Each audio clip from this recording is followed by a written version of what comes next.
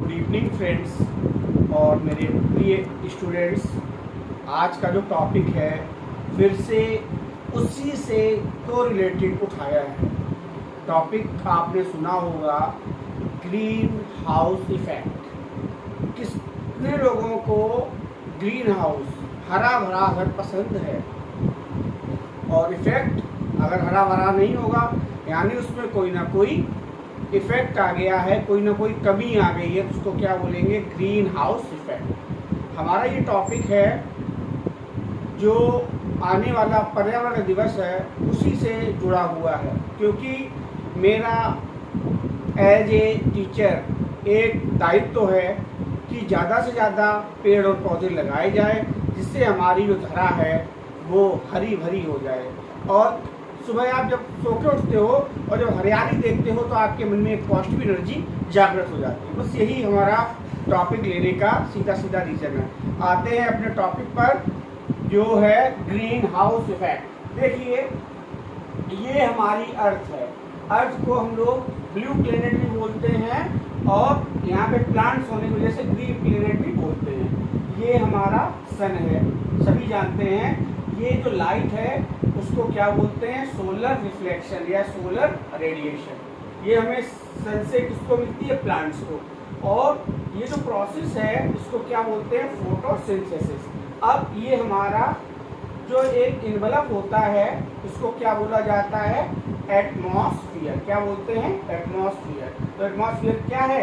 एक ब्लैंकेट के जैसे कार्य करता है। आगे आते हैं, ग्रीन हाउस इफेक्ट की डेफिनेशन क्या है उसको जरा समझते हैं। तो जो ग्रीन हाउस इफेक्ट है हमारा, the primary cause of enhanced greenhouse effect leading global warming, increasing concentration of greenhouse gases, these are the effect. यहाँ पर डेफिनेशन बतानी है आपको कि ग्रीन हाउस जो इफेक्ट है वो क्या होता है। तो ग्रीन हाउस इफेक्ट क्या है कि हमारे एटमॉस्फेयर में जो ग्रीन हाउस गैसेज हैं उनका जो लेवल है वो नॉर्मल से बढ़ जाना, इंक्रीज हो जाना, क्या कहलाता है? ग्रीन हाउस इफेक्ट कहलाता है। हमारी जो पीडीएफ है, फाइल है, उसमें ग्रीन हाउस इफेक्ट की डेफिनेशन है, वो जरा देखते हैं कि ग्रीन हाउस इफेक्ट जो है वो क्या होता है। डेफिनेशन के रूप में हम दिखाते हैं कि हमारा जो अर्थ है, जो पृथ्वी है, इस पे क्या होता है? बहुत सारी ऐसी गैसेज हैं जो एटमॉस्फेयर में रिलीज होती हैं और एटमॉस्फेयर को हीटअप कर देती हैं। आईआर की फुल फॉर्म कितने लोगों को पता है? शायद कम लोगों को पता होगी। इसको आपको कमेंट बॉक्स में बताना है, लेकिन यहाँ पे लिखा है तो हम आपको बता देते हैं। Infrared radiations. और सन, ये जो लाइट है वो क्या है? Visible light. ये जो लाइट पड़ती है, आपको एक रूल बताया था, साइनी सरफेस पे कोई भी जो लाइट है जब वो पड़ती है तो वो साइनी सरफेस पे पड़ने के बाद रिफ्लेक्ट होती है।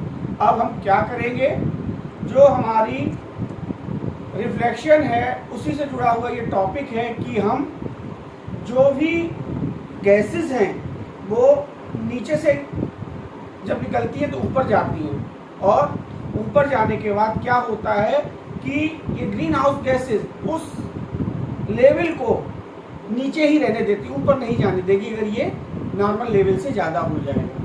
तो हमारा जब ग्रीन हाउस गैसेज बढ़ जाती हैं तो क्या होता है? हमारी अर्थ का जो टेम्परेचर है वो बढ़ता जाता है, लास्ट में वो ग्लोबल वार्मिंग काज करता है। आते हैं, समझते हैं हम इसको कम कैसे कर सकते हैं। Reduce energy use. आपको पता है कोयले से जो इलेक्ट्रिसिटी है वो प्रोड्यूस की जाती है, तो हम एनर्जी यूज का कम करें। रीयूज कंस्ट्रक्शन मटेरियल्स, हम इनका जो कंस्ट्रक्शन मटेरियल है इनको रीयूज करना स्टार्ट करें। इलेक्ट्रिसिटी कंस्ट्रक्शन इक्विपमेंट, जो इलेक्ट्रिसिटी के कंस्ट्रक्शन में इक्विपमेंट हैं वो कैसे होने चाहिए? ग्रीन का मतलब क्या है? इको फ्रेंडली होने चाहिए। नेक्स्ट है यूज लो कार्बन सीमेंट। हमें जो सीमेंट यूज करना है उसमें कार्बन की परसेंटेज कम होनी चाहिए। स्विच टू टिम्बर, हमें जो लकड़ी है उसको बिल्कुल बंद करना है, स्विच करना है, काटना, जो हम लोग फॉरेस्ट अपने यूज़ के लिए, कमर्शियल यूज़ के लिए कट करते हैं, उसको बंद करना है। नेक्स्ट है आपका कि हम जो व्हीकल्स जिनसे CO2 ज़्यादा मात्रा में निकलता है उनको कोशिश करें कि NO2 और CO2 की मात्रा को कंट्रोल किया जा सके। तो हमारा जो टॉपिक है ग्रीन हाउस इफेक्ट, उसको बताने का सीधा सीधा रीज़न यही है कि आप ज़्यादा से ज़्यादा प्लांट लगाएं और अपनी धरा को हरा भरा बनाएं। अच्छा, आज हमें कितने लोग प्रॉमिस करेंगे और कमेंट बॉक्स में 5 डेट को एक पिक भेजेंगे कि मैंने ये प्लांट लगाया है। मैं ये चाहता हूँ कि हर स्टूडेंट, हर घर से, एक परिवार से एक कम से कम पौधा लगाया जाए और उसकी 3 महीने तक देखभाल की जाए। अगर आप ऐसा कर पाते हो तो ये हमारे लिए गुरु दक्षिणा के समान होगा। Thank you, have a nice day.